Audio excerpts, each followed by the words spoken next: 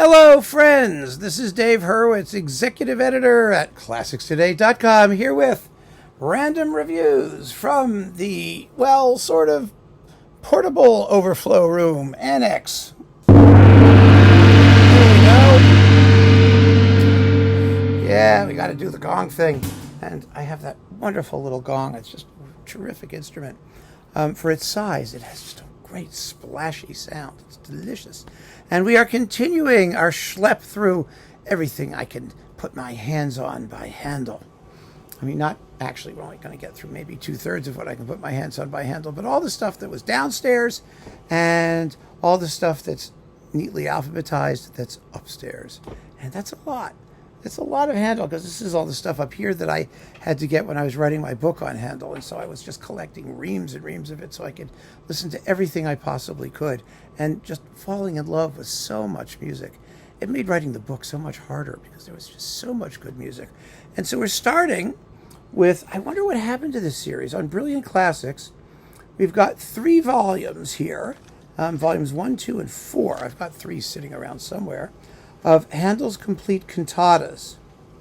And these are beautiful performances, but there is another series that we're going to talk about, we'll get to, and we have talked about it actually, on Glossa, that has the complete instrumental cantatas. And these, I think, are mostly those as well.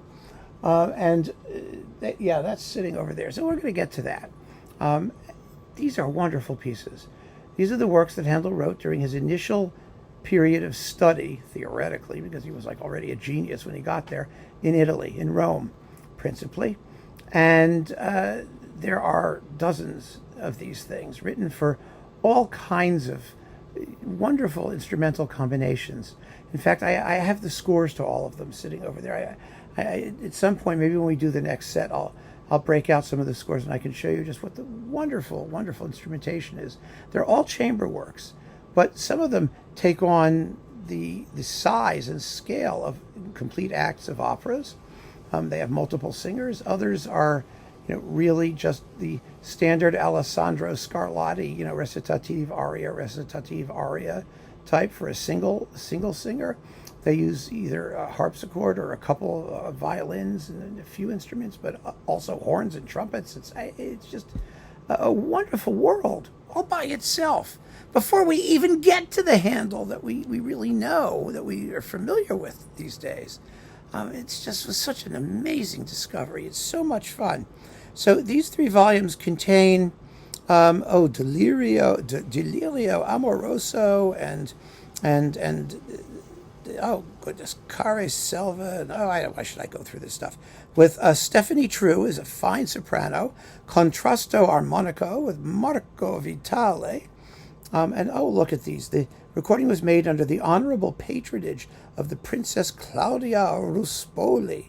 Ruspoli was one of, I think, Handel's original patrons in Italy, so it's of that family.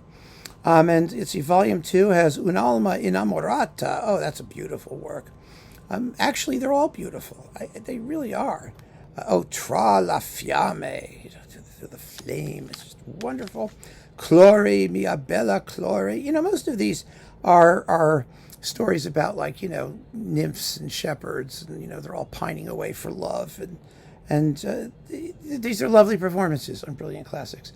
I have to check the big Handel box to see if it contains all the rest in this series and how far they got. I've been meaning to do that forever, but I just haven't had an opportunity. Handel's early cantatas are splendid. I'm just telling you, listen to them. You will enjoy them. And if you want to hear some exquisite vocal music that doesn't take up too much time, you're talking 15, 20 minutes usually for one of these suckers, or less, you're in great shape. I mean, in great shape, because these won't tax your patience, and they'll reward you enormously. And Handel reused all the music in them later. So it's like doing your homework. If you want to get, into the later Handel, you'll recognize the tunes as they recur. So when we've got Concerti Grossi Opus 6 with the Avicen Ensemble, Pavlo Beznosiuk, director, on Lynn, good, solid period instrument performances. I don't find them to be as enjoyable as the modern instrument performances by Orpheus or I Musici di Montreal and Chandos that we've talked about in the past couple of videos, or on period instruments, the Academy of Ancient Music with Andrew Manzi. But I mean, these are good. They're very good. I don't know anybody who does bad Opus 6. I think the string textures could be a little richer and warmer, but they're immaculately recorded and well played, so I'm not worried about that. Then we've got, the opera, Floridante, first recording of a revised score based on Handel's original intentions. No, it's really okay. And it's got a really, really good cast. We've got, let's see, Mariana Mijanovic and Vito Priante and Joyce DiDonato, with Elmira. Roberta Invernizzi, she's fabulous, my God. As Timante, with Il Complesso Barocco and Alan Curtis.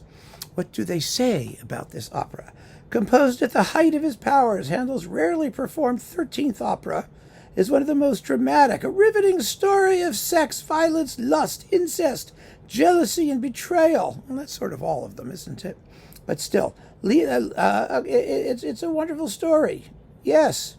And they've gone back to his ideal conception had he not been forced to revise it to accommodate last-minute cast changes before the 1721 London premiere. It's actually probably a good idea to go back to Handel's original intentions, because he did do whatever he needed to achieve success, and he would destroy a work if it would help him get, the thing on stage and to adapt it to whoever the soloists were. So, yeah, you probably want to get the original so you can get all the sex, lust, and incest in its original form. Original incest and sex and lust are always better than revised incest and sex and lust, right? I mean, we all know that. So there you go. Some really, really, really cool Handel. Oh, wow. I mean, you go through these things and you find these little works, charming works, grand works. I mean, the guy's range was just insane. I mean, people say, well, it's Baroque and all Baroque music is kind of the same. And well, no, it isn't. I mean, when a genius gets a hold of it, yes, he was operating in a certain style, but wow. What stuff he created. Just phenomenal. How he had time to do it all, I will never know. So keep on listening, friends. Thanks for joining me. Take care.